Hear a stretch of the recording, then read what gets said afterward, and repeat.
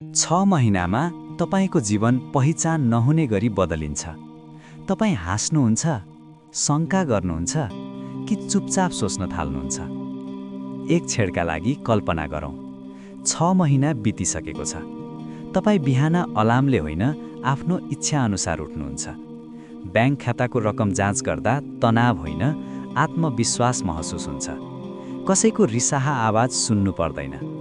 तलब आउँछ कि आउँदैन भन्ने डर छैन। बिल तिर्ने मिति सम्झेर राति निन्द्रा हराउँदैन। तपाईँ कहिले गोवाको नीलो समुद्र किनारमा हुनुहुन्छ, कहिले दुबईको चम्किलो स्काइलाइन तल उभिनु भएको। जहाँ जान मन लाग्यो त्यहीँ पुग्नुहुन्छ।